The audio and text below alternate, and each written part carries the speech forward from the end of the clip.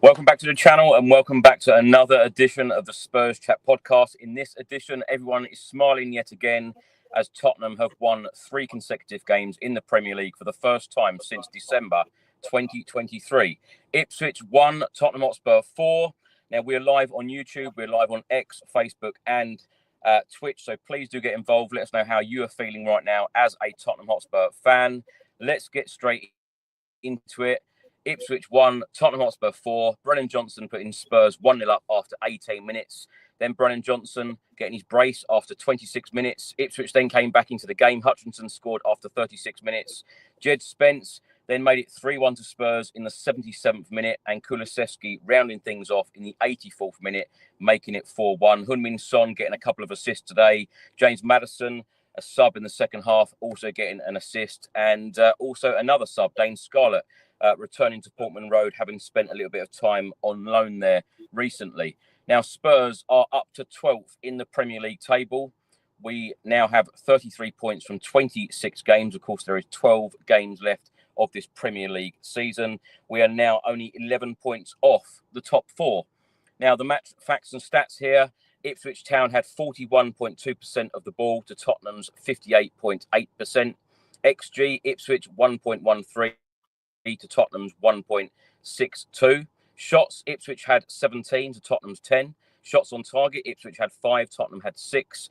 Total touches inside the box, Ipswich 26, Spurs 23. Goalkeeper saves, Ipswich 2, Spurs 4. Fouls, Ipswich 15, Tottenham 14. And corners 4 apiece. Now, let's introduce the very special guests for the show this evening. We've got actor Ricky Norwood back with us. Champagne Ricky Norwood. How are you? I am good, my friend. I am good. I'm buzzing. It's great to have another win under our belts. It's amazing what some fit players back and some impetus off the bench. You know, when you've got a bench to draw from and when you can keep that intensity high, and we just look like a different side. And look, we're not back to our best yet. Of course we're not. But it was another strong performance. It was another brick in the wall. It was another positive result. It's another moment for momentum, you know, to keep that momentum going. And it looks like we're getting stronger and stronger. So today, yes, there were a few moments, let's say, but overall, four goals and a big win away from home is a really positive result. And well done to the boys today. You know, can't wait to jump in. Can't wait to break it all down and speak with you beautiful people around the world and on the panel tonight. So, yes, I'm extremely happy today. What a real positive is, though, Ricky, is the fact that I've now said 11 points off the top 4, because these recent podcasts I've been saying how many points we are off the relegation zone. So that is a huge positive in itself. Back with us, I'm delighted to say, is Mike Apps, of course, broadcast journalist for BBC South News. Mike, great to have you here. How are you? I'm really well, thank you, Chris. Really good to be on. First time I've been on since, well, I think the last time I was on was Bayern Munich in the pre-season, and a lot's happened since then, hasn't it, to put it mildly? But no, I'm so pleased that it just feels like we're in a position now where we're feeling a bit better about ourselves, but it's that sort of confidence is fragile, and a defeat today or not winning from a winning position as it could have gone today when Ipswich got a goal back, the doubt starts to creep in. That would have been a massive blow. So we have to be so pleased to have got that victory, 3 league wins in a row, and you know, we're all hoping, fingers crossed, that we're going to see something special in these closing months of the season, and today's a really important step towards that, I believe. Absolutely, yeah. Also back with us, delighted to say, is Johnny Bowe, of course, presenter at Dublin's Q102. Johnny, great to have you here. How are you? Oh, feeling good. The feel-good factor is back anyway for now, which is great. And, you know, it's another win. 3 wins, Brentford 2-0 away from home, Manchester United 1-0, you know, and then to win today by a big margin, 4 goals. Like, we haven't been winning matches like that in a long time. So it's nice to get 4 goals away from home. And then I know we conceded that goal. I thought at one stage they were going to make a bit of a comeback to 2-2 there, but we held them off. And I think that third goal, Kulusevski's goal, or whatever, I can't remember who scored that third goal, but it really kind of made a difference. And look, the one way of uniting the fan base and making the fans feel good is winning games, and that's what they're doing at the moment, and it'll give them a lot of confidence as well going forward. Absolutely, Johnny. I've literally just walked to the car from the away end, and I can tell you that the away end were in fine form today. Everyone in a good mood, everyone having a smile on their face. And as you guys have already said, 3 wins out of 3 in our last 3 Premier League games, which is great. And hopefully we can go on a run, climb up that Premier League table, and of course go all the way in the Europa League. Ricky, let's start the show with you. Let's get your thoughts on the game today. Ipswich 1, Tottenham Hotspur 4. For me, again, like I was saying, a really positive result. The first 10 minutes were a bit hairy. Ipswich came out with a lot of energy, a lot of fight. They're in a precarious position right now. So, and they're at home with their crowd behind them. So, they put up a really, really good fight. And those first 10 minutes, they were like determined to score and determined to put us under pressure. But we weathered that storm. We weathered that storm. It was, the first opportunity that they had was offside, and in today's game there was a couple of offsides, and to me that was just a good sign of the back four getting to know each other again and understanding the runs and had to stay as a unit. Danso had another strong performance today in that back line. Archie Gray, I mean, wow, it's just so nice to see him there. That I don't panic about him being there at all, and he's growing from strength to strength. It was good to see Spence at right back today. Although he has had stronger games at left back, it's not like he had a bad game. He had a good game, but he seemed to look stronger on the left side, and then going through midfield, at first Archie Gray and Bentancur, they're not rapid. They're not rapid players. So, with the pace that Ipswich had, they could break on us and they could use that. And they used that in that first half, especially in those first 10 minutes. But once we got a hold of that game, once we started to get the ball down on the floor and actually start to pass it and get some momentum going, and we started to control it, after our first goal, second goal, it's not like Ipswich laid down. They came back straight at us, and they were, not going to give up the fight at all. They were going to continue fighting to the very end, and we knew we was in for a game today. It wasn't all going to be easy. It wasn't all going to go our way. But the boys gritted their teeth and they got through. You're looking at the main man there, Vicario. He's just come back from a long-term injury. I don't know whether you guys on the panel and you guys around the world have seen the mini documentary that they done on Vicario that the club have put out. But it was a fantastic insight into that injury, that journey, how you keep your body and your mind positive, and you don't lose focus of your goal. And we're so lucky to have a goalkeeper like that. And even though today some of his passing, especially in the first half, some of his passes were a bit short, they weren't as they weren't as determined as they normally are. There was a bit of hesitancy, let's say, but that will come. It's his second game back in, so it was just great to have him back there. It was great to be able to know his reflexes and his responses to having our goal peppered. He's like a cat. There's a reason that they called him Venom, because he's everywhere. So yeah, there's positive performances throughout, but there was a couple of niggles here and there. But look, man, to be able to bring some boys off of the bench, Bowe, Johnson started today, your doggy started today, Madison came off, we could rest Sonny after 67 minutes. It's a really positive game today, and it's just a sign of things to come. We're getting stronger and stronger. There's players coming back. We're still not at full strength, so just think what we're going to be like at full strength. It's showing you also how much these boys are behind the manager, that they believe in the manager, that they believe in the way that we're playing, and that they're determined to fight for him and for the club and for the way that we're playing, which always gives me encouragement and always kind of makes me feel, a bit of pride about those players in the losses, in the darkness, as well as in the sunshine. So long may this continue. Ricky, can I ask you that about Ange Postecoglou? Because, of course, we are on a good winning run in the Premier League, 3 wins out of 3. And as I said, the last time that we've done that was back in December 2023. So it has been quite a while since we've won 3 out of 3. You have been extremely positive and you have been very, very supportive of Ange Postecoglou throughout, especially during this time when we've had so many injuries.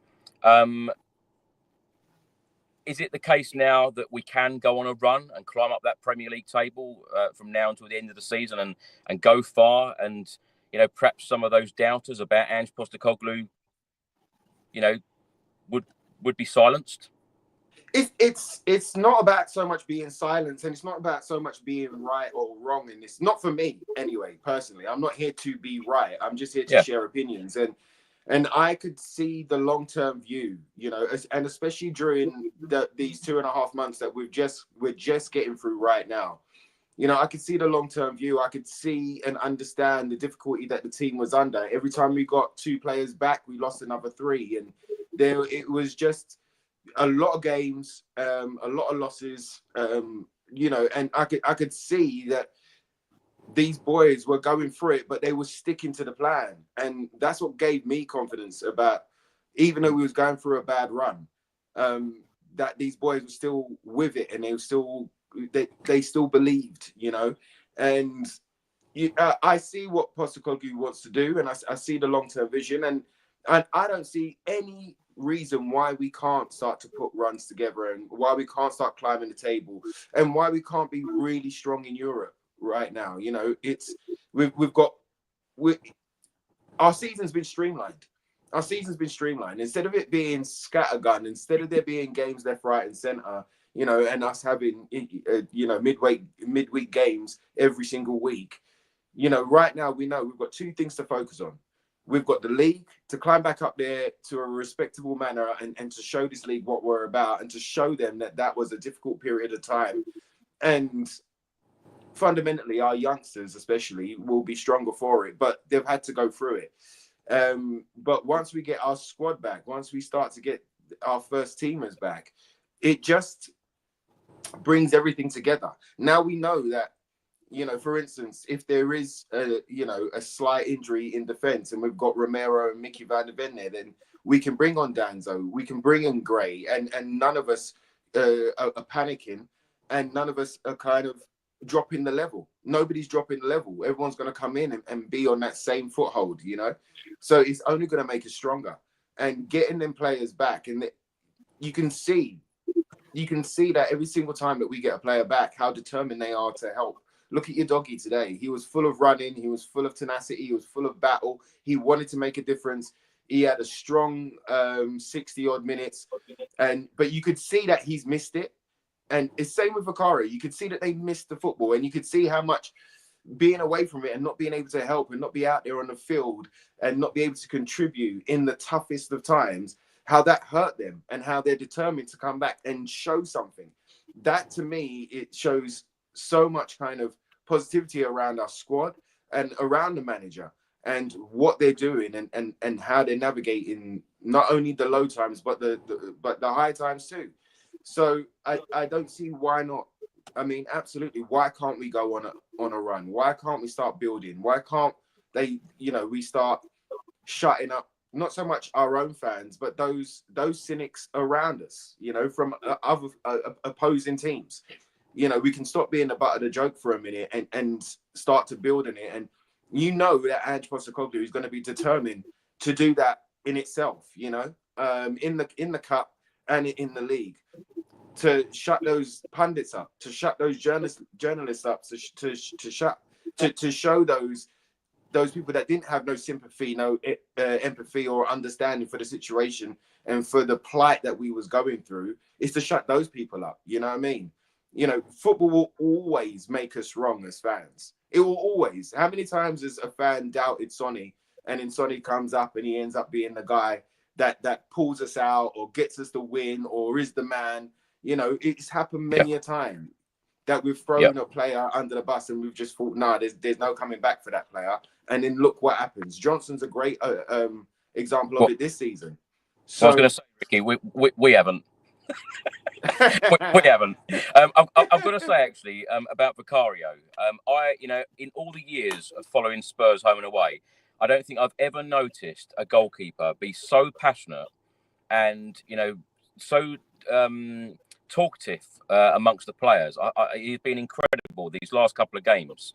And people often talk about, not having leaders in that dressing room. Vicario, 100% is a leader. He does not stop talking.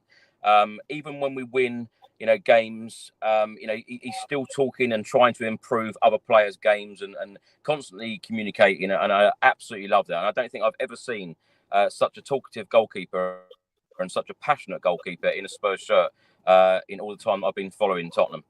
Mike, let's come to you. Let's get your thoughts on today's win.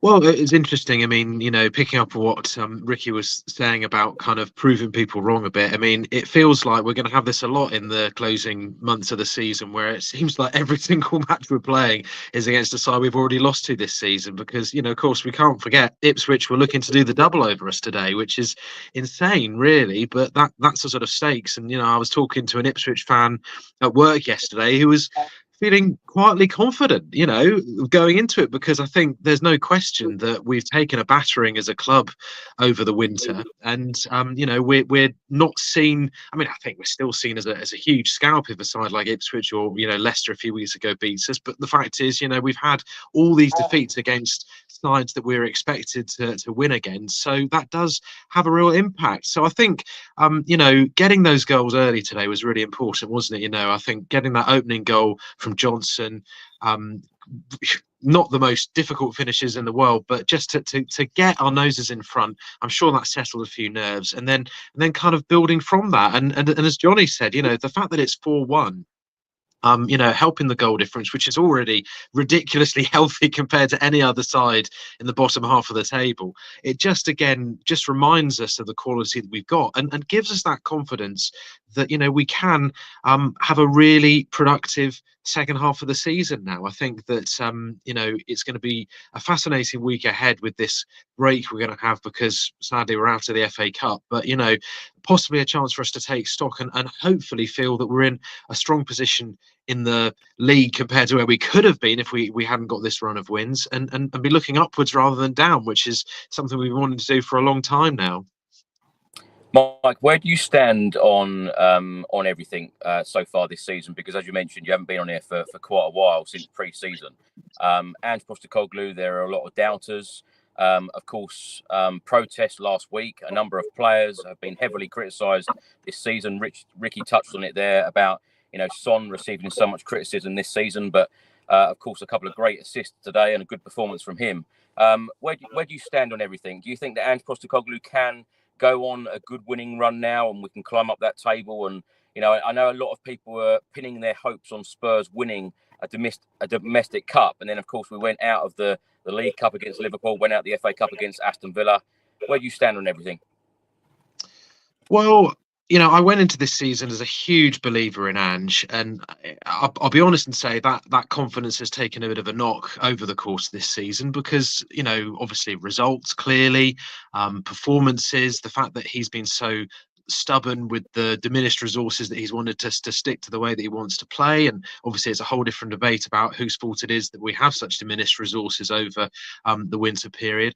But I think also, I'll be honest and say I didn't really like the fact that he, instances where he's gone away from the manager we saw in the first season in terms of the way he's presented himself. I hated when he turned on Timo Werner after the Rangers game, wasn't it, where he's normally so protective of the players, and I didn't like the way that he singled him out, even if he clearly had played really poorly. So yeah, I'll be honest and say my confidence in Ange has taken a bit of a knock, but I still really like the guy, and I still think that he's got a wonderful opportunity to do something special this season. It's just that we are in this position now where everything hinges on the Europa League. If we can navigate our way through these next two games that are coming up in a few weeks' time, and get on a run there towards the final, then we've got a fantastic chance, the way the draw's gone, which I'm sure we'll come on to talking about later, of actually doing something there. My great fear is that I look at it and think where we are in the table now, I'd hate to be in that position of, out of the Europa League, and it's all about, well, how high can we finish in the Premier League? Because that never goes well when we're not having a real incentive to play for as a team, Tottenham. I always think back to Glenn Hoddle's second season in charge, where we kind of drifted. We were in transition from those players who did pretty well for him in his first year. The squad needed a refresh, and it just felt like, to me as a fan, I was thinking, why wouldn't you want to go out and win every week and finish as high as you can in the table? But it just never happened. It was that sort of classic thing about people would say, oh, the players are on the beach, they've got nothing to play for now. So to me, it is so key for our focus for this second half of the season that we've still got the Europa League as an incentive, and hopefully, good performances, getting points in the Premier League can help us, keep that positivity going, and one can help fuel the other. Johnny, let's come to you. Let's get your thoughts on this evening's win. Look, it's a fantastic win. 4-1 against any team in the Premier League is a great win. At the very beginning, I think after maybe 6, 7, 8 minutes, I think Delap had 3 chances. He could have had a hat-trick, actually, and that could have, I think, as Ricky said, we weathered the storm well, but on another day, those goals could have gone in and made a big difference. So I think Ipswich only won once this season at Portman Road. That's an incredible. Only once they won, so they're not great at home. And I think any of the wins they've had have been away, and they beat us already this season. I think Kieran McKenna is the manager there, the coach, so he's done a pretty decent job with the players he has. And Delap is a good player. Potentially, maybe a player for us in the future. You never know. If they go down, if they're relegated, we might get him on a good deal, because he is a good player. In terms of all the rest of the team, I think Danso's played really well. I think Bergvall had a great game. Kulusevski again scoring on the score sheet. He's very prolific at the moment, and he definitely is the player in form for Tottenham. And he plays most games, and yet he's still scoring. Brennan Johnson, great to see him score twice, and hopefully that continues. So look, as Mike was saying, I think. I'm willing to put. I don't like when Ange is in the press conferences. I don't think he treats the reporters with a lot of respect. I think he's kind of rude to them a little bit, to be fair. I think that's just his way, and I think they also corner him, and they kind of put him under a bit of pressure to get the headline, and he kind of falls into the trap of rather than staying calm like Eddie Howe or Gareth Southgate or wherever it might be. They're a little bit more calm with the media, a little bit more pleasant, whereas he's a little bit more bullish and comes across a little arrogant sometimes. But look, apart from that, no one's perfect, and if the performances on the pitch improve and the team goes up towards 5th or 6th position, potentially we could finish in that position. I'd be willing to have him on for another season, even if we do get knocked out of the Europa. I'd give him another crack at it and see what happens in the next season. It just depends what Daniel Levy decides to do, Chris. You don't know what's being planned behind the scenes. You never quite know the full details of what's planned. He could already have a plan in place. We don't know. But the reality is, if we get a good run in this cup competition, we're in the last 16, AZ, Alkmaar, whoever. We could beat them. We beat them already 1-0. And anything can happen. But today I thought overall the players that came on as the substitutes did very well. Again, Jed Spence, he's playing like Ledley King these days. He really is. He's bursting forward. Even when Sol Campbell used to play like that, he burst forward. I love the way he bursts forward. When he gets the ball, he just flies. He'd be a great 100, 200 meter sprinter in the Olympics or something. He's really got great pace. And once he runs forward, the opposition, I don't know what to do, and he starts weaving through, and then he sprays the ball left or right. It looks great. And I hope that's 3 wins. Brentford 2-0. Manchester United. Now, the Manchester United game was poor. I wouldn't get too carried away with that win, because look at them today. They're really in. We think we've had problems. They're in a worse situation. They're actually going through what we went through a few months ago. But who knows what might happen there? But and then the win today. So we've a tough game coming up again. But look, we're playing well enough to win the next game. The game against, we all know who are struggling as well this season. Well, we can beat them, and. Just because they're the champions doesn't mean they're unbeatable. We can take them out. So I thought today was a great win. 4-1, big victory, and let's move on to the next one. Johnny, the only thing I would say about the press conferences with Ange Postecoglou, now Friday's press conference, the broadcast section, every single question put to Ange has been asked already in the last couple of weeks. And I tell you what, it must be very frustrating for a manager to keep answering those same questions again and again and again. But how confident are you? Because he's said in the last couple of weeks, and Ricky said this throughout the whole period as well. I feel like Ricky and Ange Postecoglou, they must have meetings because they say exactly the same things. Ricky always says the same things that Ange says on this podcast about we will be an outstanding team when all of our players come back. Now, we've won 3 out of 3. And I totally agree with you. I'm not going to sit here and get carried away because we know how difficult games are. There's no easy games in the Europa League or in the Premier League, which, of course, the 2 competitions we're left in. But how confident are you that we can be an outstanding team when we keep getting all of our players back? Because, you know, we know that Solanke is due back soon. Van der Ven, Romero, they're going to come back at the right time of this Europa League stage, hopefully, and we'll be stronger. But how confident are you that we are going to be an outstanding team from now until the end of the season? Well, if today is anything to go by, or the last 3 games, I'm fairly confident.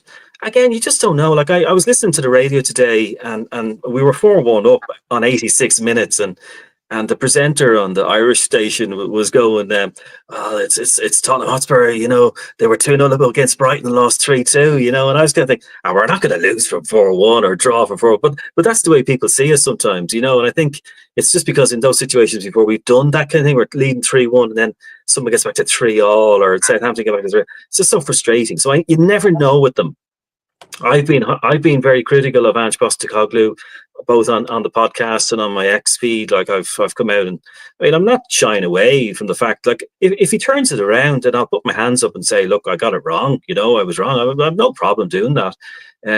But like I give, but I can take it as well. You know, and we've had some heated debates on here before. I mean, as Ricky says, it doesn't mean you're always right. I'm not always right about things, but I just say it as I see it sometimes, and I give my view. It's only views and our opinions here as it is. We're not we're not in the team. The one thing I would say is, like, I hope they do some sort of analysis of why we had so many injuries. Like, was it just a freak situation, or was it a physio? Were they rushing the players back too early? Like, or was it the toxic or negative atmosphere that was causing the injuries? I don't know. Only they know. But there needs to be an internal investigation as to why there was 11, major injuries in that team, and other teams weren't getting as many. So I don't know if it's training methods or it's just a freak thing this season. I don't know. But I hope they do something like that, because you wouldn't want that to happen next season as well, and the same thing. So let's hope that, I think it's good that when they bring back these players, they don't rush them back, because I'd rather they wait another 2 or 3 weeks until they're really fit. Don't bring them back just because we're in the last 16 of the Europa League.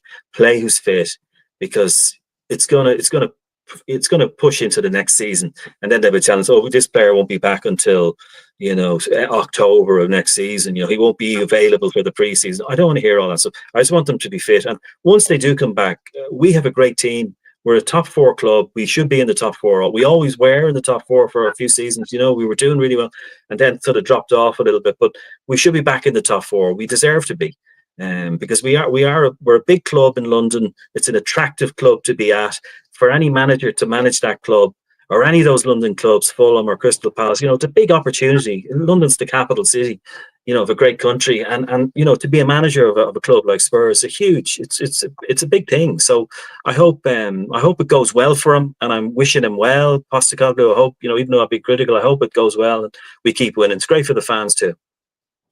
Ricky, before I come to you and we talk about the starting 11 today, we're now going to hear from boss Ange Postecoglou and Brennan Johnson, who of course scored a brace today. Ange, well done. Another good win, 3 on the trot against a team fighting for their life in the Premier League. It was a good performance, wasn't it? Yeah, look, as you said, they're fighting for their lives, and you saw that right from the start, and the crowd get behind them. It was always going to be a challenge for us. But we showed some real resilience and fought hard when we needed to fight hard. I think first half we didn't quite handle the whole, that second ball scenario as well as we wanted to. Conceded a poor goal, but second half I thought we were really good with that. But we're always a threat going forward, and I thought Sonny was outstanding in that first half, and just so good to get Brennan back and scoring the goals we know he can, in that team. I think once we'd got through the start, what really shone was the quality in the big moments, the way we took the goals, Ange. Yeah, I think all 4 of our goals were quality goals, and we had some really good chances to extend that. But that's what I mean. I thought as long as we got a handle on sort of the other parts of the game where we had to fight and scrap a little bit, win our duels, I always felt when we got the game under control that we had the quality in that front third to really hurt them, and that's how it transpired. I think it says it all. Decky scores that goal, and then I'm looking at him in the 95th minute, defending on the edge of his box. Yeah, and Decky's been unbelievable through this period, and people forget he started the season on fire. He was unbelievable, but he's had to put in so many, kilometres over the last 2.5 months. Him, Pedro, a couple of others, no complaints, no excuses, just kept grinding away. But you can see when he's got energy, gets a chance to recover game to game, that the quality's there, and whether it's in midfield or like I said, scored a cracking goal, but really worked hard for the team. So again, pleased for him. We were talking about light at the end of the tunnel about a month ago when we were really going through it, and I think we're beginning to see that now, aren't we? Oh, look, I think we're sort of taking advantage of the circumstances now before us, in that we've had a couple of sort of spare midweeks, which have been really, really important for us. We're getting some players back, which again is really, really important for us. So those kind of things are certainly encouraging, and as I said, we're not really happy. Well, obviously, we're not happy with where we are in the league, and we want to improve that. And there's still a lot of games to go. It's not like there's 3-4 games to go, so we can still make an impact. Still got some significant players to come back. Solanke, Richarlison, Van der Ven, Romero, Ben was out today. So, we're going to get stronger, and hopefully the boys really get encouragement from that. But what you said all along, though, Ange, is like having a full, in inverted commas, squad to choose from means in games like this, you can bring players off the bench who can make an impact, and we've literally seen it in front of our eyes today. And also rest them, because Matt is, I'm sure appreciated, and Pedro definitely would have appreciated just not starting a game, but you can put them on. You can put Wilson on. You can put Biss on. Pape I could have used. Dane made a contribution, and as I said, we've still got 4 or 5 top footballers out of today's squad, so we're going to need that. We know that this sort of the luxury of midweeks off is going to diminish now, but hopefully we're better equipped to handle it than we were during the year. Just finally, with Wednesday in mind, everyone come through today okay? It looks like it? Yeah, I think so. I think everyone came through, and like I said, we managed to keep a few on ice, so it gives us a chance to sort of put some energy into the team Wednesday night. Okay, Brennan's here. 2 goals for the first time in a Spurs shirt. More importantly, big win here today. Yeah, massive win. I think great performance. I think it showed a bit of everything. Of course, went 2-0 up, conceded 1, which was disappointing. But I think, the mentality and the fight after that, not to concede another and then show a quality at the end, I think shows where we want to go. And I'm really happy for the win. Quality is the word, I think. Look at Sonny's assists for you. You've tucked them away beautifully, clinically, but the work is there before, isn't it? Yeah, exactly. I think he was unbelievable today. I think straight from the off, him and Destiny were working really well, and I could kind of smell that they were getting in a lot, so it was up to me just to be on the end of it. But yeah, when Sonny gets into them moments where it's easy to feel the pressure, he stays so cool, and a great pick out, and I was just happy to be there. You must love it when you're in the box and you see Sonny down that left-hand side and you think, well, he's got 2 up against him, but I'll tell you what, he might just do his little step over and it's going to be on a plate for you. Yeah, exactly. I think we do a lot of work on it, kind of looking at each player individually, what they like to do, and it's more just being there just in case, because with Sonny, for example, he's just as good on his left foot as he is with his right, so once he shifts it to his left, I know I have to be there because the ball's going to be in the right position. So yeah, it's important that we look at these things and continue to try and work on it. Do you feel things are starting to open up a little bit now? We've got players back. It's out there in the performance, really. Does it feel that way in the dressing room that you turned a corner?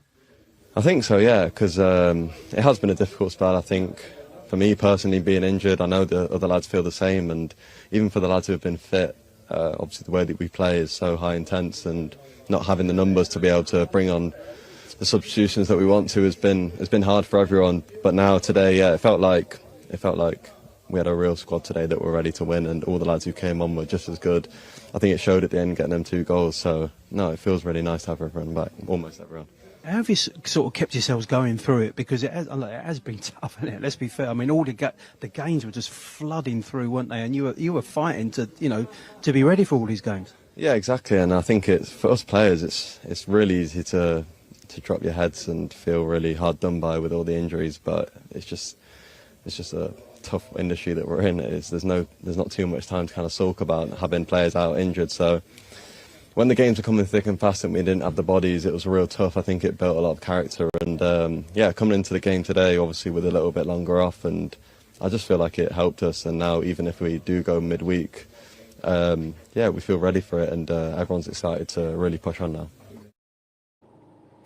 Ricky, let's get your reaction to the comments there from Ange and Brennan Johnson, because Ange said there Sonny was outstanding, all quality goals scored today. Brennan Johnson, a real squad ready to win. What's your reaction on what they had to say?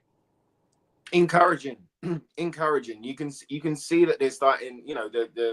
The weight on the shoulders has got a little lighter. And, you can see that they're just enjoying being able to play the football that they want to play. Both manager and Johnson there were speaking about having players to come off the bench and not just bodies, but quality to come off the bench and being able to rest Sonny.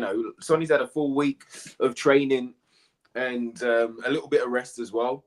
And you saw what he was like in especially the first half, and the 20 minutes that he was on for the second half. You could see that he started to dip, and even the substitutions they came at the right times, and that's important. That's important for the style of football. That's important for the players themselves. Their bodies and their minds. They're not all 100% right now, but they're getting there, and they're pushing on, and you can see that they are starting to at least see the rewards for all the craziness that they've had to go through. It has been a culmination of absolute madness that we've had to go through. We have been cursed, and at least we are getting back to ourselves a bit. And you can see it. You can see it in both their faces that they're happy that we're coming to this point in time. Like it is almost like a relief from them that okay, cool.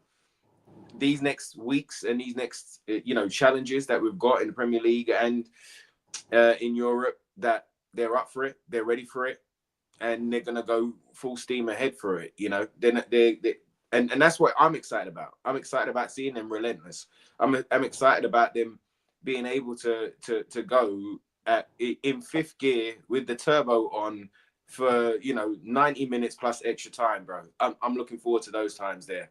And we are a really difficult outfit to play against, especially when we've got so much quality, when everybody's there, but we've got so much quality and so many different kind of elements of quality in our side. And it's just so pleasing to see it after what we've all just gone through, the fans, the club, and those players, plus the manager. I feel like Ange needs a lot of credit as well, because the timings of the subs and how he's managed, some of these players' game time, certainly in these last couple of weeks. Ricky, let's look at the starting 11 today. Vicario, Spence, Gray, Danso, Udogie, and of course Udogie was back in a Spurs shirt starting the game today, having spent some time out injured. Jed Spence, of course, started at right back today, as you mentioned earlier. Kulusevski, Bentancur, Bergval, Brennan Johnson, Tel and Son, and sub today, Basuma, Kinski, Maddison, Moore, Odebear, Porro, Reguilon, Sarr, and Dane Scarlett. Ricky, when you saw this team lineup come out, what did you think? Because Ange just said in the last couple of press conferences that, he's got to, rotate the squad if we can. It's great having players come back. Of course, we've got a lot of players still coming back, which will be even stronger. But what are your thoughts on the starting 11 today? For me, again, I was positive about it, and I was quite happy about it. It was great to see Udogie back. The manager said during the week that we're going to have to start building minutes for these players that have been out for so long. Mm-hmm. So for him to get a start today was fantastic. Personally, I prefer Danso on the right side of the centre backs. I think he's a lot more comfortable there. But again, another strong game. Spence being on the right side was good to see him there. I thought it was a strong performance, but it was just like we've seen him be so much more impressive on the left now. So it was good to see him there, and it was good to get Kulu back in midfield as well. And then having some pace up front, having Johnson there who,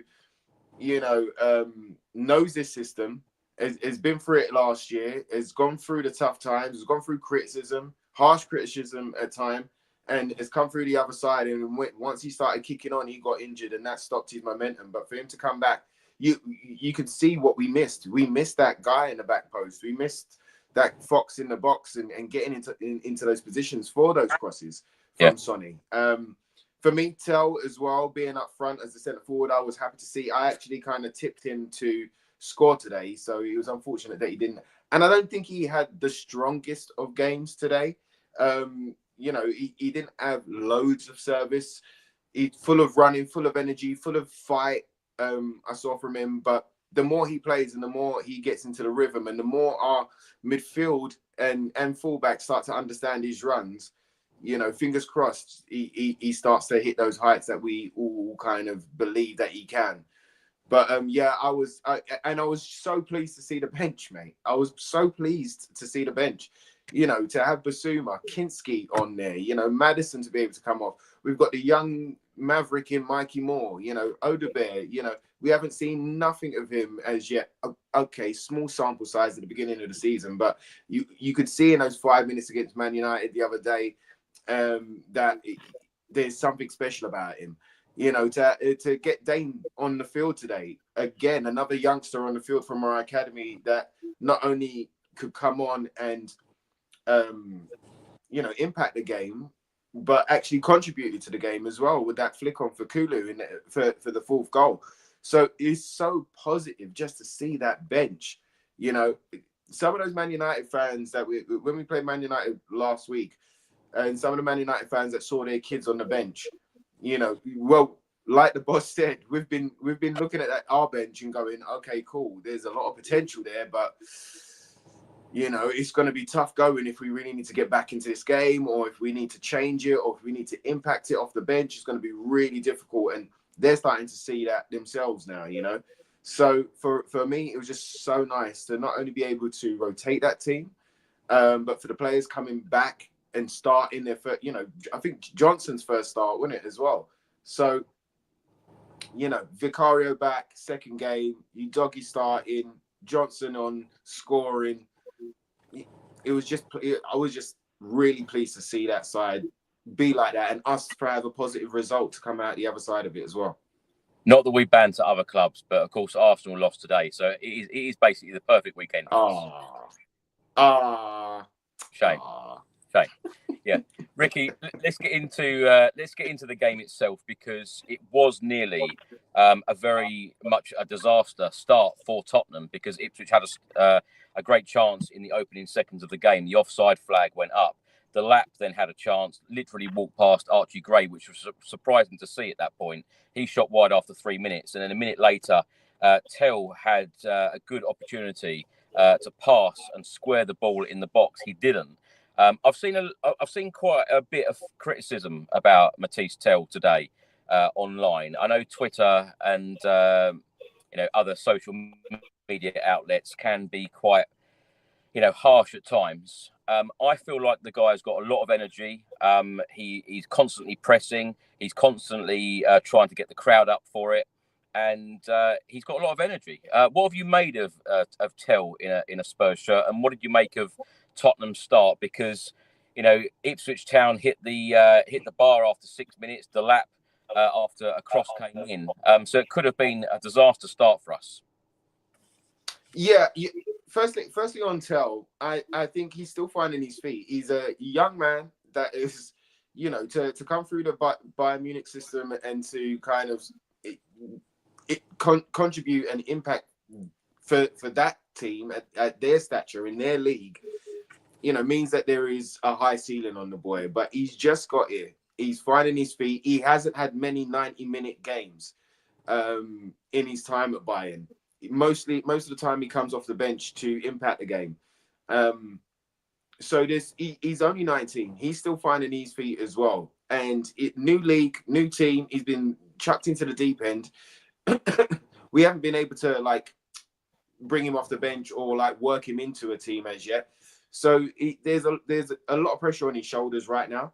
You know, potentially a high price tag, but he's a young player with a ton of potential, and you've got to look at some of the positive things. You know, it does take time for players of all ages when they switch sides to settle and to understand the systems and to, you know, find their feet. Look at Musa Sissoko. That was, you know, he came from Newcastle, so it was the same league, but it still took him a year and a half to find his feet in the Tottenham side. And I'm not saying that's going to happen with Tel, but he's a young player with a lot of fire. And I don't know whether you've seen some of the goals that he scored for Bayern, but he's got a lethal shot on him. We haven't seen it at Tottenham yet, but he's got a lethal shot in him, and he's got a really keen eye for goal. And his body's changing. He's getting stronger. He's still growing. You know, there's so much more to come from him. We're getting him at this stage because there's still a lot more work to be done for him to become the player that we all hope he can be. But give him a chance. Give him encouragement. He's showing you that he's up for it. He's showing you that he's not shying away from it. You saw that after the Man United game. As soon as they blew that whistle, he collapsed on the floor and took a long breather. He laid down on that grass and took a long breather, which shows you how much effort and energy that he's putting into the game. And it is a tough position as well for Tottenham to be a centre forward. Majority of the time, you're asked to hold the ball and kind of bring in our wingers and to bring in other players and to overload the final third. So it is a tough job. Sometimes it can be a selfless job. You know, I can't remember the striker at Celtic, but he was very much that guy that used to, I think it was Mayada or Tati, I can't remember, but it was one of them that would almost sacrifice himself for the team to bring in other players. So he's not so much that guy. You know, he wants to be on the ball. He's got pace. He's got dribble. He's got technique. He's got all of the, and he wants to score. And he's got a bit of a selfish streak in him, a bit of a Jermaine Defoe in him, but a good one. So he wants to be that guy. So I don't think he's a flop. I don't think he's a waste of our time and money right now. I think give him a chance, keep backing him, let him find his feet. The more weeks in training he gets, the more the teammates trust him, the more they understand his runs. And as soon as he gets that goal in the Premier Leagues, you know, I think it will open the doors for him. Mike, let's come to you. After 13 minutes, a great run from Heung-min Son. He pulled it back to Bergvall, who had his shot blocked. And then, of course, after 18 minutes, Spurs went 1-0 up through Brennan Johnson. But great work from Heung-min Son. Before we actually talk about the goal, what have you made of the criticism aimed at Heung-min Son this season, Mike? Because we know a player like this, you know, has real quality, and we know that he can turn it on. And, you know, of course, we saw that today. Well, I mean, I'm sure, like everyone on this program tonight, I love Heung-min Son. You know, he is I can honestly not think of any player who I'd want to see lifting a trophy for Tottenham more than Son, and that's still realistically the dream target for this season. But I think what I felt with him is you can't hide away from the fact that he hasn't had a great campaign. But what I think often doesn't get picked up on is the fact that he has been turning out for Spurs week in, week out. When has he missed significant numbers of matches this season through injury in a season when there's been so many injuries? And you might sort of say, well, okay, he's been fortunate compared to some that he hasn't picked up something serious. But we've been watching football long enough to know how things work, that when players are out of form, as he has been, when players are low on confidence, as he has been, we know that they can have a word with the manager and say, look, you know, I just don't feel my best. You know, can you rest me for this one? And then it's sort of reported he's got a knock and he's on the bench, or he's has a week out of it. Son has been turning up week in, week out, and yeah, it's been diminishing returns on some occasions. But I think the big thing for me is that the debate on whether he's at his best through the middle or out wide has kind of been answered once and for all this season. It is so clear now that whatever future he has at Spurs, however long he's going to be with us, it is as a winger. And on the left wing today is clearly where he delivered. And you know, talking about the first goal, but both goals, it just showed he had the trickery, the pace, but crucially, the presence of mind to be experienced enough in that position to pick out Johnson to score those goals. And I just think that you know, almost emblematic of our season. He's had such a tough few months on and been criticised right across the board. If he can rediscover his touch in these coming weeks, then, you know, I think it could just sort of marry up so nicely with us improving as a team as well. And to have 2 assists today to add to the, you know, I don't have the stat to hand, but I mean, how many assists has he got in his time as a Tottenham player? He is certainly up there, isn't he? I seem to remember not so long ago him going past Darren Anderton in that list. He's going to be a Tottenham legend, whatever happens in the rest of the season, Son. But I think a happy Son, a Son who's playing well, you know, that is normally indicative of a Tottenham team feeling good about itself. And I think that really did prove to be the case today. Mike, how important is it for you that someone like Brennan Johnson is back into the team? Because I know some people will say, yeah, but these were just tap-ins. But the amount of times that I feel like we have spoken about on this podcast, certainly in the last couple of months, where those players haven't been getting into those positions, haven't been busting a gut to you know, be there. You know, most of the time it's easy to score a tap in, yes, but you've got to be there. I mean, when I saw that it's the first time he scored 2 goals in a game for Spurs, I was amazed, to be honest with you, because you think he's scored so many goals. It seems incredible. But I mean, that is consistency, isn't it? The fact that he's got a good tally for us and he scores regularly across the board. And yeah, we've absolutely missed that, haven't we, in the weeks that he's been out. And clearly there's absolutely room for improvement from him, and the price tag does weigh quite heavily. The fact that, you know, he was never a replacement for Harry Kane, but he was literally the next player in through the door in something approaching his position after we sold Kane. So it was going to be that feeling that it was the Kane money that went on him, so an extra pressure that comes from that. But you know, I just think for all the things that we can see he can do better, and you know, there are long periods in matches where you feel that he needs to be more involved. He can drift to the periphery a little bit. He is a goal scorer, and he's someone who is going to be really important for us if we are going to be right challenging at the sharp end in Europe this season, to be able to contribute. And the fact that, I mean, you know, as Ricky said, I was so pleased when I saw that team to see Kulusevski back in midfield, and that is possible because you've got a player in Johnson who we know can play there and who Ange trusts is going to be there. And I think that was a big part of bringing Johnson to the club, really, to give Decky some competition for that position. Just so happens that Decky's gone on to play at a level even further above in midfield. That means that actually it's not an either or, it's accommodate both of them in the team, but actually put Kulusevski in what I think is his best position back in midfield. So yeah, no, really, really positive that Johnson is there back amongst the goals. And again, he's another player who that will do wonders for his confidence. I'm sure that is going to put a spring in his step. And that's exactly what we need going into these matches in front of us now. Absolutely. Yeah. Johnny, let's come to you. After 20 minutes, header at goal from Jack Clarke, easy for Vicario. Delap then had a shot wide after 21 minutes. 3 minutes after that, Delap shot a Vicario from 20 yards, which was comfortable for the goalkeeper again. And then it was literally carbon copy, 2-0 Spurs, Son to Brennan Johnson. Talk us through this goal. Yeah, I mean, it was fantastic. Look, as Mike said, Son is much better up the wing than in the middle, and he's a great winger, and he's so fast. Even though he's getting on in age, he's still able to pass the ball in there and get it in right into the space where he needs to. And then it was a good goal to put away. But just in relation to what you were saying there about Matthias Tel, look, the Premier League, as we know, it's the toughest league in the world. It is. It's much more tougher than the Spanish league and the Italian league. I mean, you don't just someone's very lucky if they just land in the Premier League and start scoring from day one. It happens sometimes, but it doesn't always happen.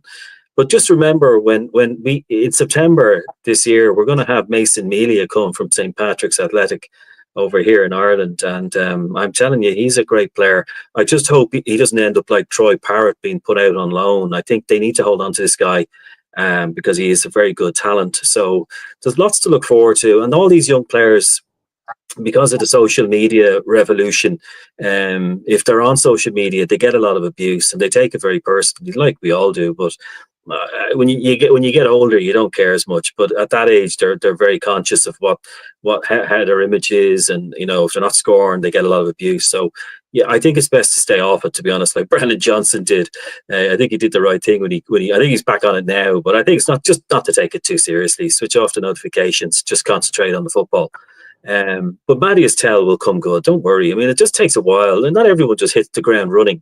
But because people are so impatient now, Chris, they just expect you to score on the first match and then score on the second match and score on the third match, and unfortunately that doesn't happen. It would be great. It would be a great team to support if we were score. You just bought a player, they score straight away. It doesn't always happen like that.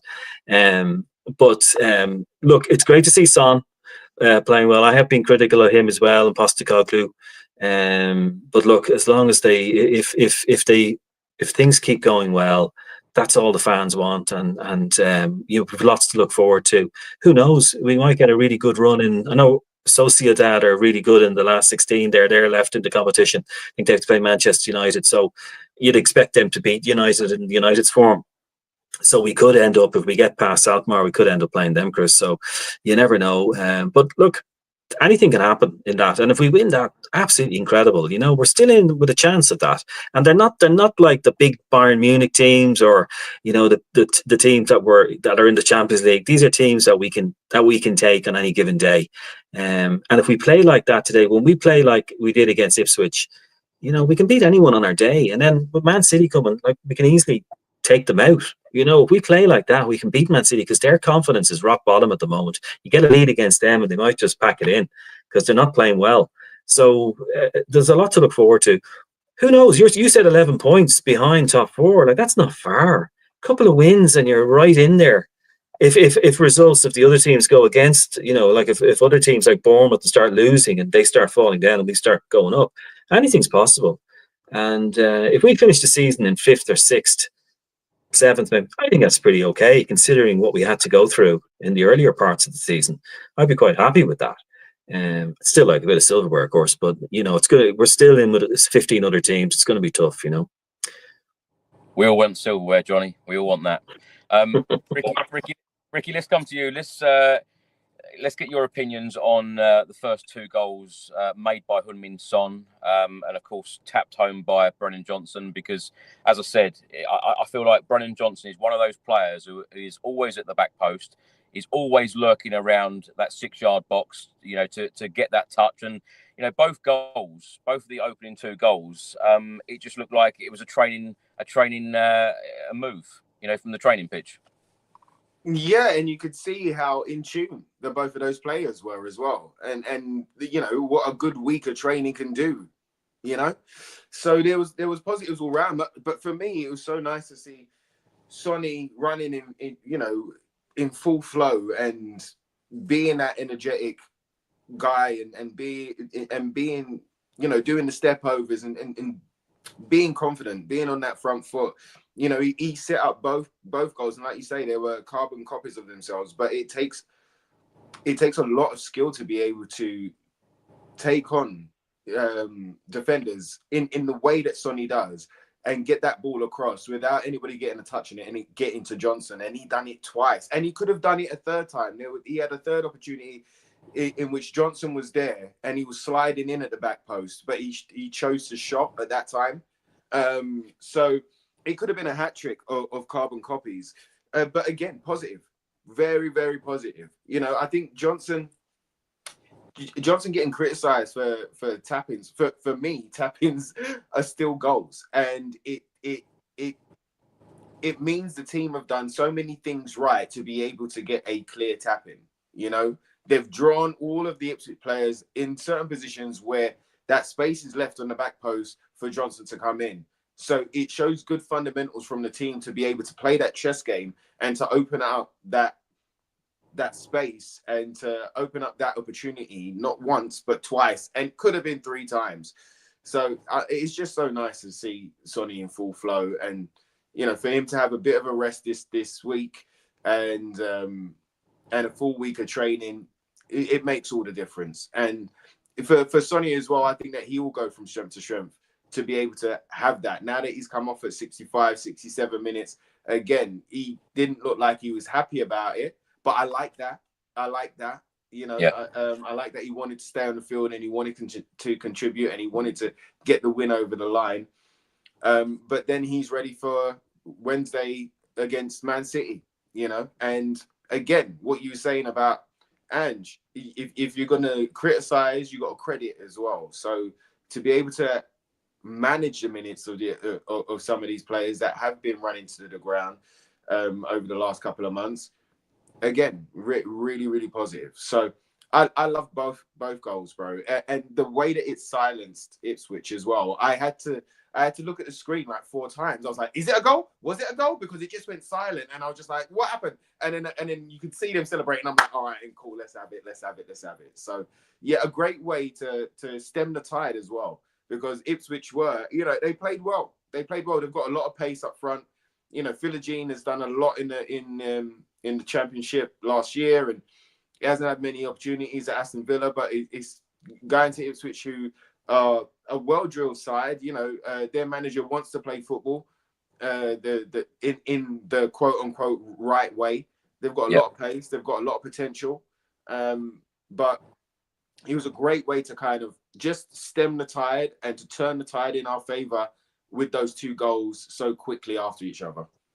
Do you know what, Ricky? That's an interesting point about Ange, because I feel like everyone is very, very quick to criticise when things are going wrong. But these 3 wins, I don't see much, enthusiasm about Ange Postecoglou doing the right thing and managing these games in the right way. I don't feel like the guy gets enough credit when we do win games. I know a lot of people think that you and I are happy clappers on this channel, but I think sometimes you've got to say exactly how it is, which I believe that we do.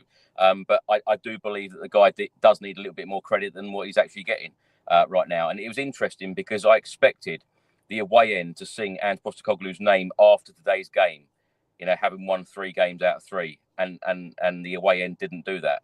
It did surprise me a little. Ricky, it will come, mate. It will come when we lift that trophy. It will come, bruv. I said on the way out, I think if we beat Manchester City on Wednesday night, I think that the fans will probably sing his name again.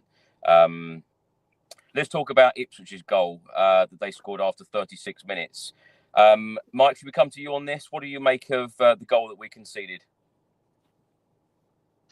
Yeah, I mean, obviously, as a superstitious Tottenham fan, the fact that Jack Clarke was on the pitch for Ipswich and the fact that he got an assist for this just has that sort of sinking feeling, doesn't it? Of course, because you sort of think, well, of course, it's going to be him involved. But I mean, it's a great finish, isn't it? You know, we can pick apart the space that he had, the time that he had, and the fact that there wasn't enough pressure on the ball for Hutchinson. But he's a class player, and you know, alongside Delap, you know, those are the 2 players that, as opposition fans, you look at that Ipswich team, and for all of their shortcomings this season, the fact they're in the bottom 3, they have got real quality there, and he alongside Delap is going to be the player who you know, maybe even we will be looking at come the summer when we look to strengthen, because he's yet another of these incredible youngsters that have come off the Chelsea production line and can't be accommodated in the squad because they just keep on producing great young players and buying great young players. So they have to end up somewhere, and he's ended up at Ipswich. But no, I mean, disappointing in that, as I say, you can pick apart the goal and the fact that it's absolutely preventable. And I felt that Ange was really talking about that. I think he sort of called it a bad goal, didn't he, in his interview? So that's a frustration. The fact that at 2-0 up, we want to just see the game through to half time and just think, okay, another clean sheet for Vicario coming back. But, you know, he was well beaten for that. And again, let's stick with the positive theme and the fact that ultimately, you know, we didn't go under, we didn't buckle from that. Obviously, as I'm sure you'll come to, there was the disallowed equaliser that Ipswich thought they had, which, you know, would have been a really hairy moment. But, you know, whether by luck or by judgment, we came through that. And if you're talking about giving Ange credit and giving this side credit, then it is a test of character, even at a side as low in the table as Ipswich, to come through and not just scrape over the line, which would see other Tottenham managers in the past, no doubt. You can imagine Conte at 2-1 thinking, right, let's shut up shop, let's bring on a few more defensive-minded players. But Ange was bringing on the likes of Scarlett and thinking, let's go for this, bring on Maddison and try and get the third goal, which duly came. And we got the reward for that today. So that will be one that I'm sure Ange will be reflecting on the coach home as something he can take a lot of satisfaction from. Mike, one player that the Spurs away in today absolutely loved watching was Kevin Danso. His stats here, he had a really, really good game today. What have you made of the signing of Kevin Danso? Because, of course, we literally nicked him from Wolves. He had a medical booked at Wolves. Spurs swooped in. They signed him in the January transfer window. Of course, he's played a fair few games for us now.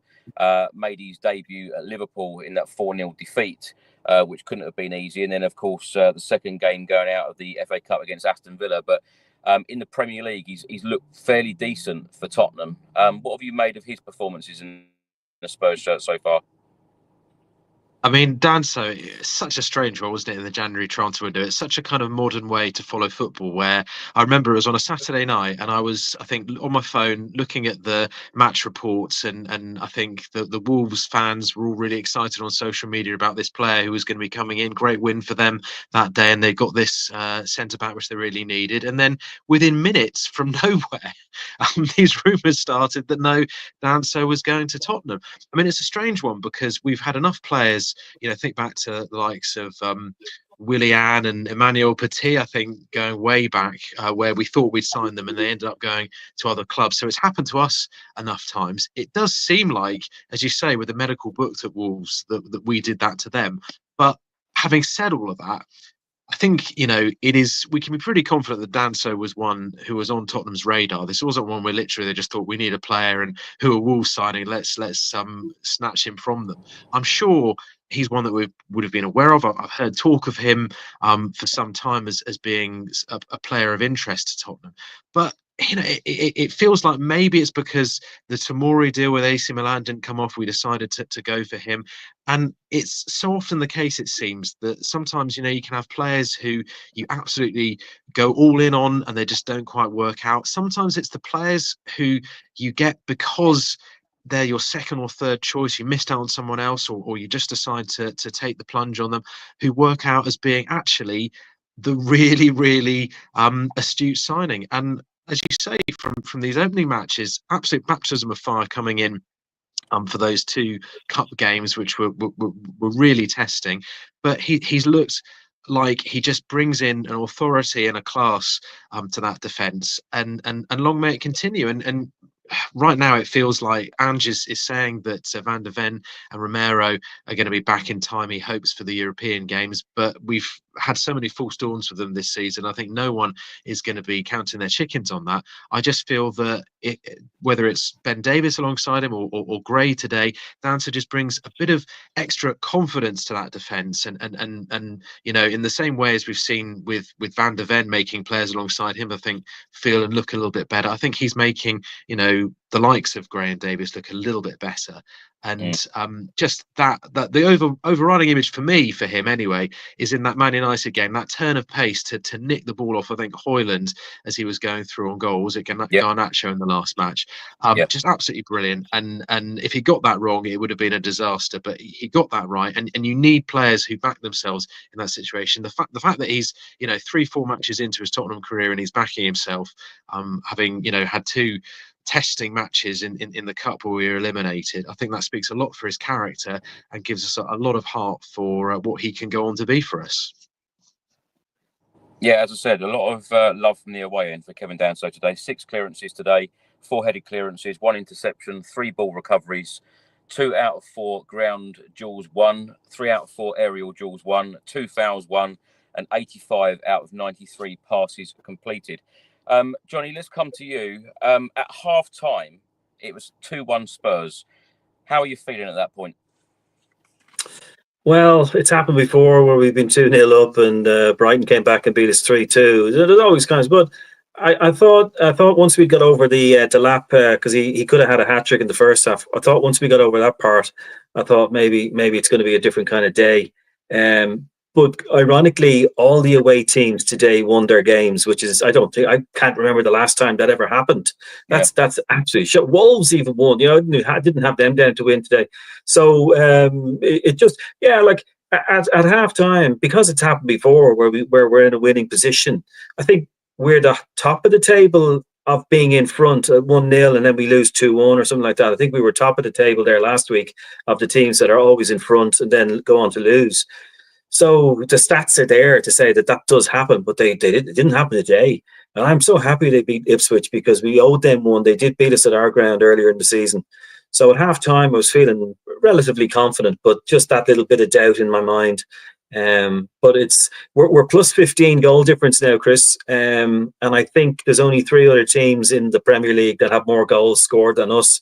And that is Manchester City, Arsenal, and Liverpool. I think they're so that means realistically, if we had our frailties in defence and midfield sorted out, we could be in 4th position, because the goals are there. There's no doubt the goals are there. It's just we were conceding quite a lot. But with Danso there and what the guy said there about him, if we can improve that part, I tell you, we will be in the top 4.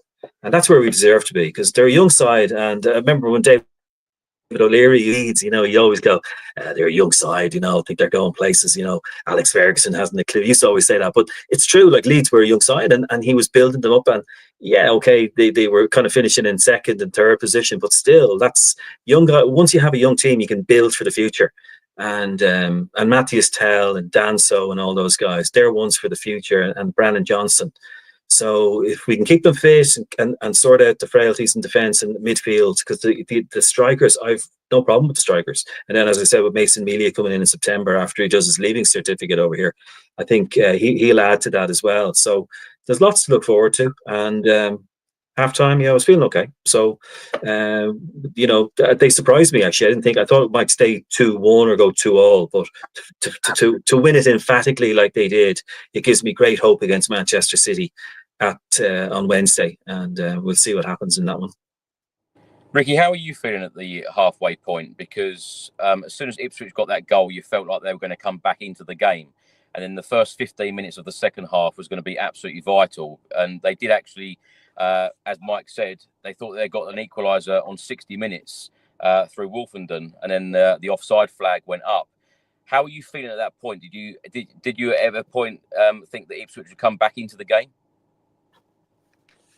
They've got an exciting side and they had opportunities. But I just had more belief in us, and maybe that's me being a delusional happy clapper. But I had more belief in us. I just felt that as we got into the game and we started to show what we was about, I just believed that our quality would come through. So we have had those games where we start the second half and it's all the opposition again, and you're like, please, why? How did nobody know this? Why don't we start a game properly? Or you start going through those thought processes. But I just believe that the quality was going to shine through. I mean, you look at someone like Bergvall, right? He's just turned 19, and he's running, he's tricks, he's flicks, he's quick passing. He ran back into the defense, he blocked. He tackled, he chased. He was, he found cross. I was looking at this team, and just because we had a couple back as well, I was just like, I just had that feeling that, well, we're going to get on top again. It wasn't like we was going to go the other way. I just felt we was going to go on top again. And even if they equalized, I just had the feeling that we would go straight back at them and kind of go and get another one. Because that is within us when we do have our quality around us.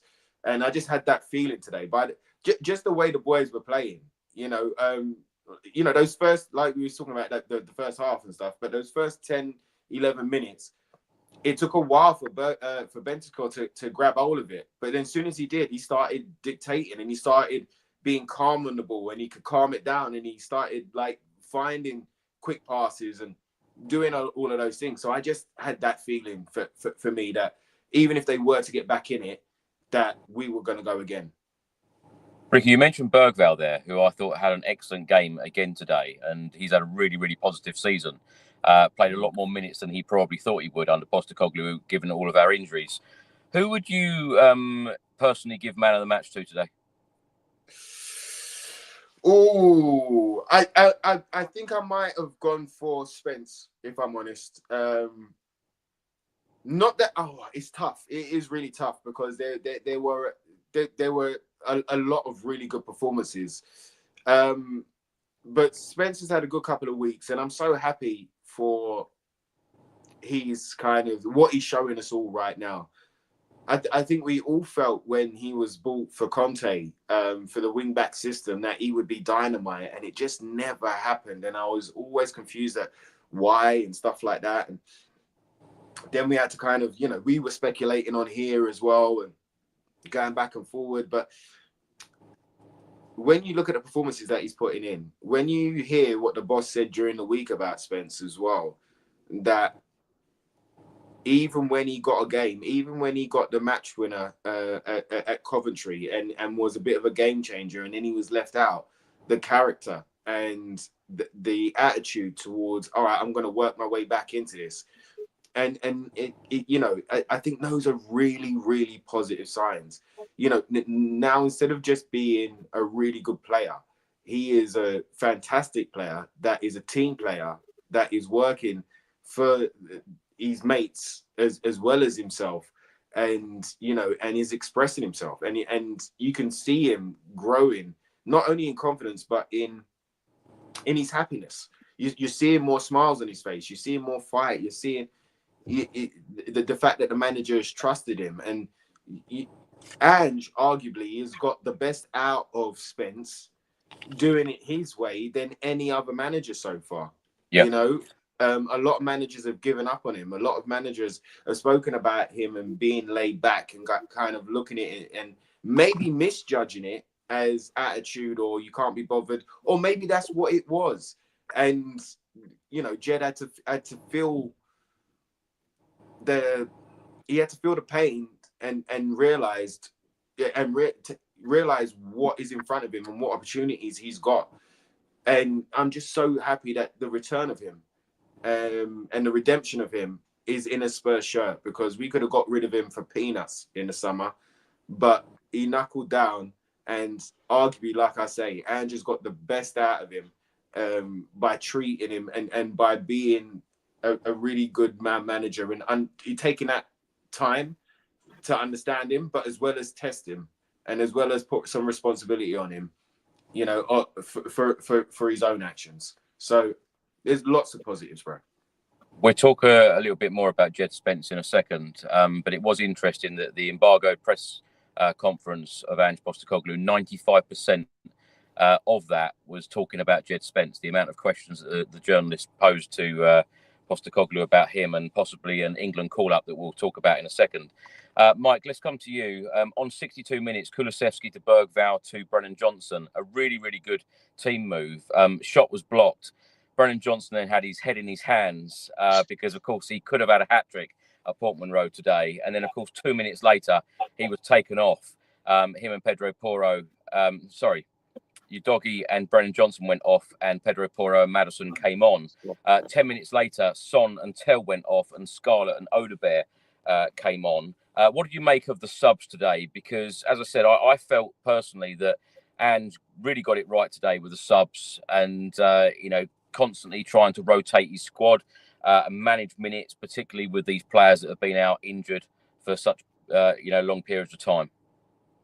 Well, I completely agree. I think it's really encouraging, and I think going forward with Ange, if he is going to have a long-term future with us, if we are going to be with him beyond this season, then to me, one of the absolute key things is that if he can show kind of a willingness to adapt and kind of learn, because you do have to learn a new league. There's no question about it. He's someone who's not lacking in self-confidence, and that's, you know, a great quality that he's got. He really does believe in himself. But I feel that, you know, amongst the things that he can be criticised for over the 2 seasons is a lack of willingness to use his squad. I think in the first year, it was when injuries kicked in that he had no choice, but he was very much sticking to that first 11 when we didn't have obviously the same volume of matches without European football that we do now. But, you know, I do feel that this year the problems we've had with injury, part of that has been because, you know, when we've had the chance to rotate with players who were fit,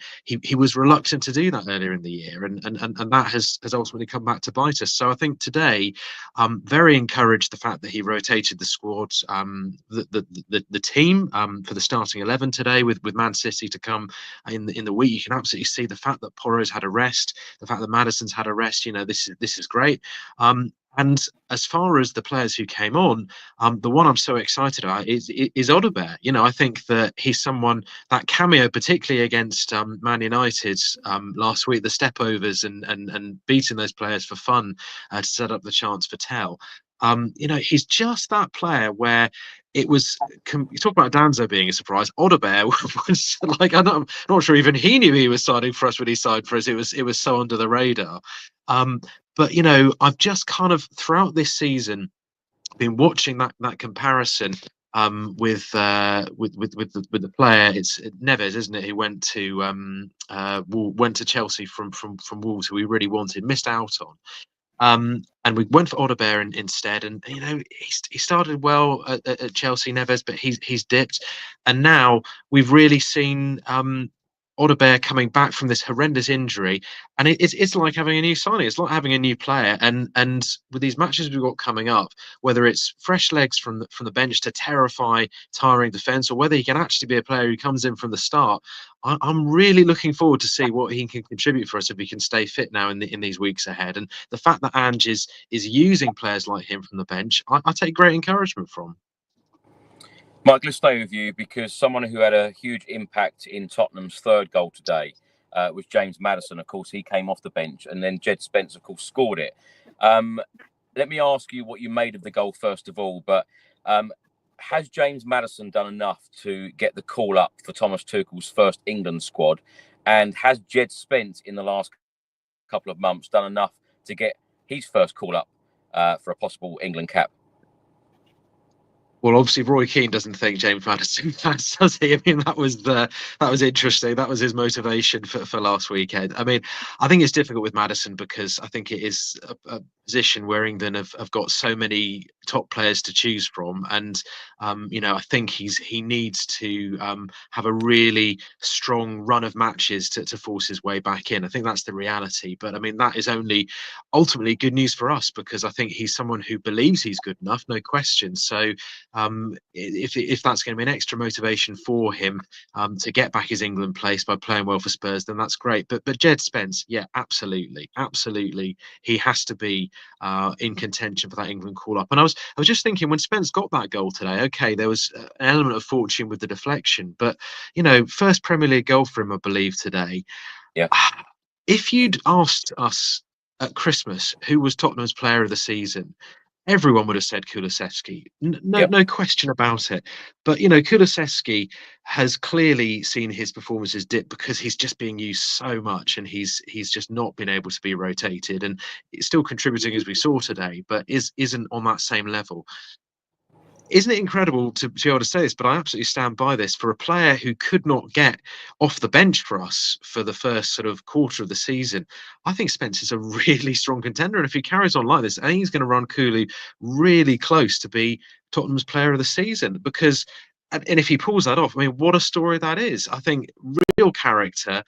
And yeah, fascinated by Ange's comments yesterday, that he said that he's had this strategy of almost holding him back and making him earn his chance. Yeah, I think, you know, I think back to when Poch wouldn't play Harry Kane or only played him in Europe, and Harry Redknapp wouldn't play Gareth Bale, and it seemed like he was never on a winning side for us, and yet they went on to do so well. And there's always the debate, did they really believe in them? Well, I take Ange at face value, and I think it didn't quite add up, the fact that Spence had signed this new long-term deal with us at the start of the season, yet he just wasn't figuring. And there has to be a reason for that. There has to be a strategy that was there, and I think again, I'm fully prepared to give Postecoglou credit for this, that he has been able to get something out of Spence that we haven't really seen since he was playing for Nottingham Forest. So good on him. And yeah, I think Spence, such a high ceiling, absolutely in that England squad, and let's see where he can go with it.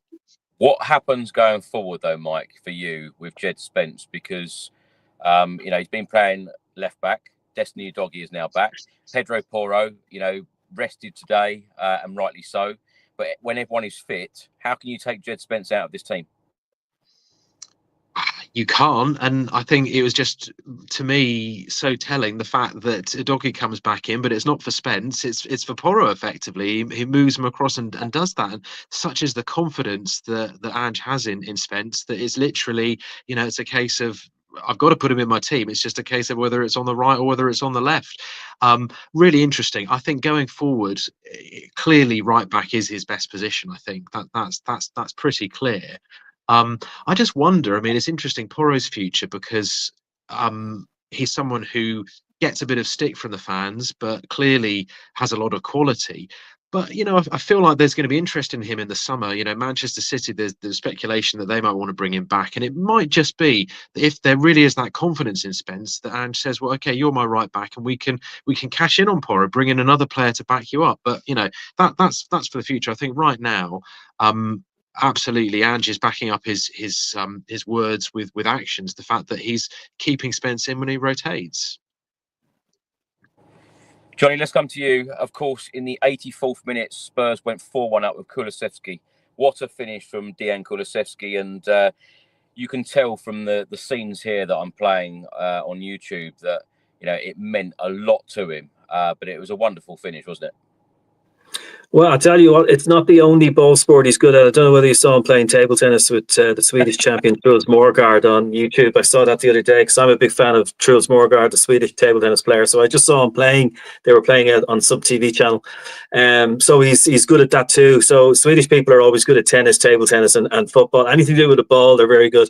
But you can see it there. He's very reminiscent to players we've had in the past who've been very successful in that position. Luka Modric, we had Ericsson. Kind of reminds me of that type of thing. And I actually think he can even be better. We got to hold on to players like him because they're the heartbeat of any team. And you're going to have people from Barcelona and Real Madrid watching him. There's no doubt about it. If there was a player that any of those teams wanted right now, it would be him, because he has that sort of real sort of extra special stuff that those type of teams want. So we have to hold on to him, because if we have Postecoglou there next season and we start challenging for the top four, he's going to be instrumental in that part of all that, because he's not only a great goal scorer, but he's a workhorse in there. So I think actually possibly a potential captain, when Son decides to maybe pull away from Spurs or step down from that position. I think he'd be a great replacement. But he's just every game, like he must be scoring nearly either every game or every second game. So if we go on to have a good run in the Europa League and get to the final, it'll be because of him, I'd say, mostly. But also with Jed Spence too. We have some great talent there. The team's full of it. Just for various reasons through the season, we've spoke on previous podcasts. We know why that's happened, and injuries and low morale and stuff like that. That happens, but the things seem to be picking up. I know it's only 3 wins. Let's not get carried away, because Manchester City have players that can cause problems. We'll talk about them later, but we'll see what happens. And actually, interestingly, we've lost a lot of games at home. So even though we're playing Manchester City at home this week, at this Wednesday, you'd expect, we'd play well, but we've lost a lot of games at home. So let's hope we can stop that rot and start winning at home and make it in a fortress. Because I tell you, you remember last year, I went to the Tottenham Hotspur Stadium for your big podcast win there, and I was there with Ricky as well, and it was my first time in the stadium. It's a very impressive place. Like, it's an incredible stadium, one of the best in the world, and just in recent times, we just haven't had a team to complement that ambition of that stadium. And if we can do that in the next year or so, things are looking very positive for this club. And just in relation to the abuse Levy is getting, I don't agree with it, actually, because if there's one person I'd like there when we lift that trophy in the Europa League, I'd like him to be there in the stand, putting his arms up in the air, because he deserves it too, even though he has made some decisions over the years that haven't been great. He's still one of us, and he's still part owner of the whole club, and I'd still like him to have a bit of success as well. Just to round off talking about today's game, 4 minutes from time, Bergvall came off and Basuma came on. Now, a couple of more things to cover in the podcast. Just our next game, of course, is Manchester City. Home on Wednesday at the Tottenham Hotspur Stadium. Manchester City are in action on Sunday against Liverpool at home. Now, our next couple of games will be City in the Premier League and then away at AZ Alkmaar, that we'll talk about shortly as well, the Europa League draw. Then Bournemouth at home in the Premier League, and then AZ Alkmaar again at home on the 13th of March. As Johnny mentioned, we've already beaten AZ Alkmaar 1-0. Earlier on in the season. They just beat Galatasaray 4-1 and drew 2-2, so beating them 6-3 on aggregate. Now, Manchester City, Ricky, we'll come to you first on this. Manchester City on Wednesday, they are now out of the Champions League. They were beaten 6-3 on aggregate by Real Madrid. They beat Newcastle 4-0 at home last weekend. They scraped past Leyton Orient in the FA Cup the week before, and then the week before that, on the 2nd of Feb, they lost 5-1 away at Arsenal. And of course, back in November, we beat them 4-0 at the Etihad. It's a difficult one, this Manchester City, because, of course, Johnny mentioned current Premier League champions. We beat them 4-0. It was a really good win for us. They have had some very up and down results, very up and down performances. What have you made of Manchester City this season? And are you looking forward to Wednesday's game? Yeah, I mean, Man City have had, they've had a couple of the same problems. They've suffered with injuries in specific positions that have hurt them this season, but also they've achieved so much. They've climbed to the top of the mountain so many times that it's natural to have at least a season where everything goes a bit skew-if and you have a bit of a dip. They are actually human, but they are also in transition of that the old team and the new team coming through, and so that they have been Jekyll and Hyde-ish this year, which kind of says that you don't know what Man City is going to turn up when we play them. But what I do know is that on our worst day, we have still beaten Man City. Do you know what I mean? When we've had 4 fullbacks in as our back line, we still won. When we've been terrible in the league and there's no hope going forward, and we've come up against them, we end up beating them. So I think, especially someone like Kulu, who's vocalized it as well, loves going up against Man City because they are the reigning Premier League champions, and what they've done in Europe and all the accolades and achievements that they win. The boys are very excited about playing against Man City. I remember Sonny when he was calling it a Harry Kane team, and he just kept scoring and going, "Whose team? Whose team?" So there is a lot of fire in the boys when we play Man City, and I think they'll be the same when it comes down to Wednesday. I think all of them, those that come back into the team, those that are a little bit more fitter, those whatever the bench is saying, I think they're all going to be excited. I think they're all going to want to put their best foot forward and go out there to win. For Danso, he's coming up against Man City. He's had 2 really tough games, Liverpool and Aston Villa in those cups. But, he's going to be really excited to come up against Haaland and the rest of them. Same as Tel. I think Tel's going to be, chomping at the bit to kind of score against them, because it's a statement goal. It would be a statement win. And so Sonny's going to be on it. Kulu's going to be on it. Johnson's just bagged 2 goals. Tel wants to make a statement. you know, and then we've got the youth and experience in Bentaker and Bergvall as well, who, or whatever the combination of midfield, you know, it's looking brighter. You've got the game changer in Spence. There's so many good things. And we've got, you know, Big Vic Venom in goal again, who last time he played them, you know, played a half with a broken ankle and still kept a clean sheet. So he's going to want to put things right again, you know. And again, I just see us going full steam ahead with fire, tenacity, and fight to go out there and win that game. And I look forward to it, bro. Ricky, also, let's get your thoughts and opinions on the Europa League draw at AZ Alkmaar. Are you pleased? Yeah, really pleased. I think we've got the better side of the draw. It'll be good to, you know, like you've already said, gentlemen, that we have beaten RZ before, but you know they are a good side. They are a technical side. They are another youthful side. They do have pace. They are gonna be excited and up for it to make a statement for them and their club. So nobody's gonna lie down and kind of let us just walk all over them. We're gonna have to step up to that fight. But I'm really happy that we're going up against them. Then potentially, I think it's Ajax in the semis, you know, so it'd be reminiscent, you know. I'm not saying that we've already won the game, but it would be reminiscent, and it'd be nice nostalgia to go back up against Ajax. And then who knows, man, who knows? But you know, we're getting players back at the right time. We're hitting a bit of momentum. We're hitting a little bit of form. We're finding our feet again. We're believing in ourselves again. We're growing in confidence, you know, and week in, week out, game in, game out, the boys have made it clear. You know, Kulu hasn't shied away from saying he wants to lift that trophy, and nor is Madison, nor is a couple of those players. So, you know, the boss is going to be well up for it. He's going to want to lift a trophy because factually in his second seasons everywhere he's been, he's lifted one. So he's going to look to go full steam ahead for that as well.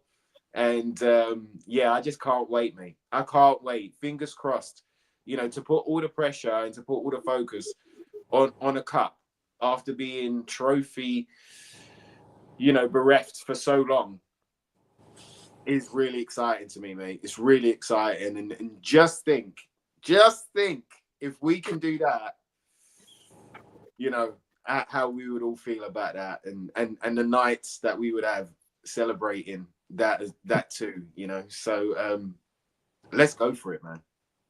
I'll tell you what, Ricky, if that happens, I don't think there'd be a podcast after that win. Nah.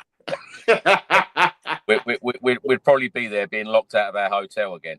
Yeah, probably, mate. Probably. Let's not go there.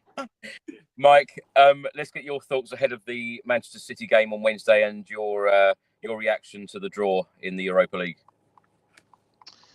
I think Manchester City, it's just so hard to predict, isn't it? Because, I mean, it just completely sums up their season that they take Newcastle apart last Saturday. I mean, Marmoush, you know, a player who we were certainly aware of. Mido has come out and said repeatedly that he wanted us to sign him, and he looked phenomenal in that match. And then, you know, so poor against Real Madrid, so poor on Wednesday.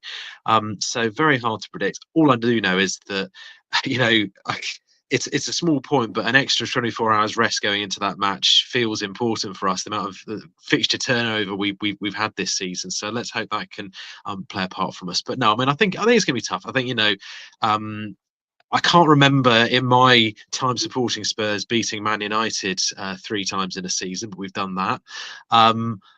Beating this modern Manchester City 3 times in a season, that would be quite a special achievement, wouldn't it? So, you know, it feels like that's going to be a big ask on Wednesday, but absolutely achievable. Right now, my gut is telling me a draw on Wednesday, if I'm absolutely honest, and I wouldn't be distraught with that. But yeah, it would be terrific if we could get that win. So fingers crossed, and I hope it's a great game. And as for the Europa League draw, I mean, yeah, completely to get Alkmaar, I just feel we can all see, because they immediately put it up for us to see once the draw is made. We all know that route to the final. The fact it's against a side we've already beaten this season, it isn't one of the bigger sides in this competition, means that we feel confident. But there's still that nagging voice in the back of my head that's seen enough disappointments, in the Europa League even. Think back to was it the last time we were there under, would it be, well, I guess we had a season under Poch, but I remember going out to Benfica under Tim Sherwood where we were just convinced we were going to win, and that was so disappointing. And then losing to Fiorentina when Soldado missed a great chance. We've had enough disappointments in this competition where we felt we were going to go on and win it to not take anything for granted. But with this squad getting back to something approaching full strength, I think what we can all agree on is that it's absolutely there for us to win. It's absolutely there. This is a chance for us to finally get some silverware with no other distractions in terms of other cups this season. So, I do feel hopeful that we're going to see something special in this competition now. So we're going all the way then, Mike? Yeah, why not? Why not? Well, I've got to push out. I've got to push the guests for answers like that, haven't I? Johnny, are we going all the way? Oh, of course, Chris. Yeah, sure. I've already planned the party. Yeah, Ricky's been on to me. We know the venue and all. Coming over to London.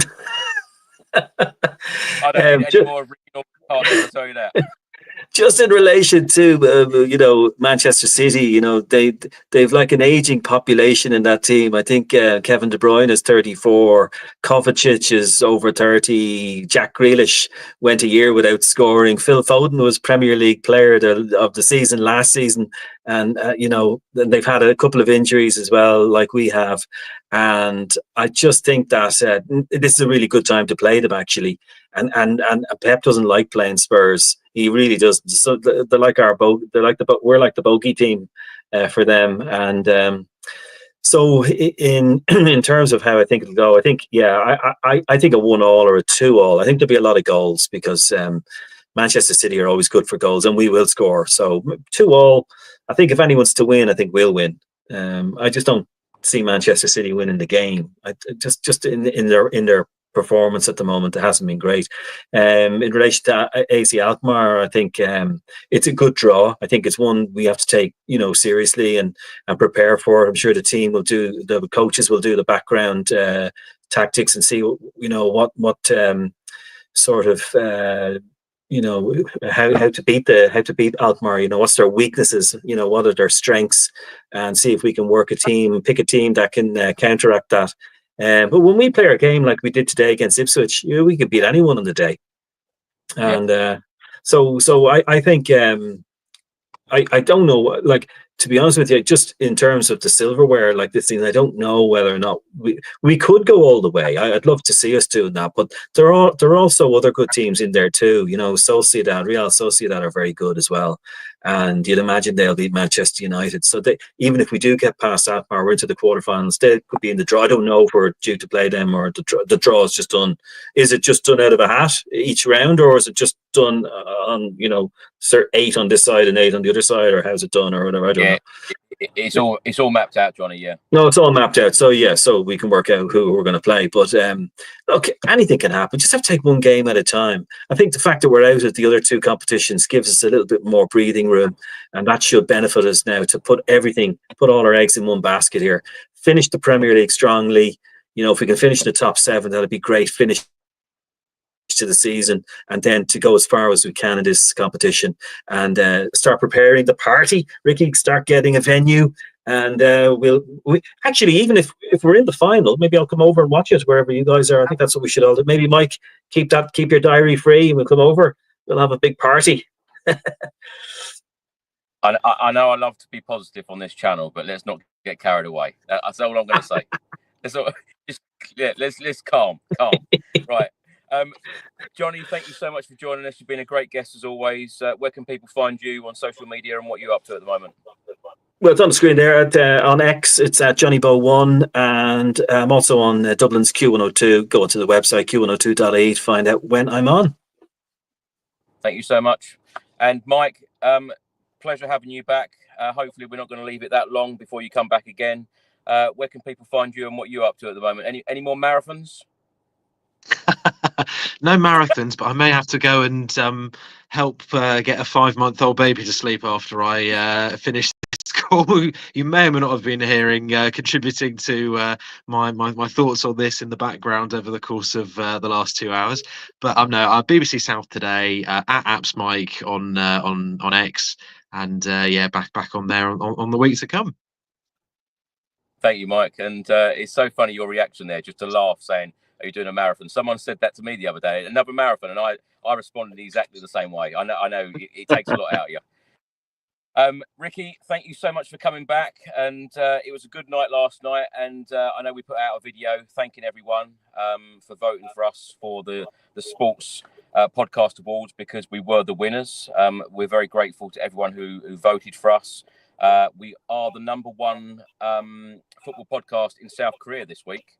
Again, so thank you so much for all of your incredible support again. But Ricky, where can people find you? What are you up to at the moment, apart from us drinking in bars, celebrating these trophy wins? No, listen, always an honour and a pleasure to be on with you, beautiful gentlemen, and especially after a win. And a big shout out to all those in South Korea that made us #1 this week or this month, or whichever one it is. Sending you loads and loads of love, and everybody around the world. It still blows my mind that we've got fans and listeners from like across the globe. I've seen Jamaica, I've seen Kenya, I've seen Australia, I've seen America, I've seen everywhere. Hong Kong. It's crazy, and it blows my mind that you guys listen to us lot waffle about Tottenham for I don't know how long. So sending you so much love, and thank you for all of those people that did vote for us as well. And a very well-deserved award for you as well, Chris, for all of the hard work, home and away, and under-21s and under-16s and women's football and England as well. So, yeah, well done. Well-deserved. Hopefully, the first of many more to come. But you guys know where you'll find me. On X, you can find me at Ricky J Norwood. And on Instagram, it's official Ricky Norwood. So, yes. Thank you so much. I'll probably be on the next one as well. And you'll see me soon. But I'm keeping busy. I'm auditioning. Loads of good things coming. So, fingers crossed. When I've got something to say, I'll let you all know. Yes, Ricky and I will be back Wednesday evening when hopefully Spurs have beaten the champions Manchester City. That's the next time we will be on. Ricky, Mike, Johnny, thank you so much for your time this evening. It's always great talking about a win. 3 on the trot. Let's make it 4 on the trot on Wednesday evening. We will see you soon. Enjoy the rest of your weekend, everyone. And Spurs win, Arsenal lose. Full of smiles. Come on, you Spurs.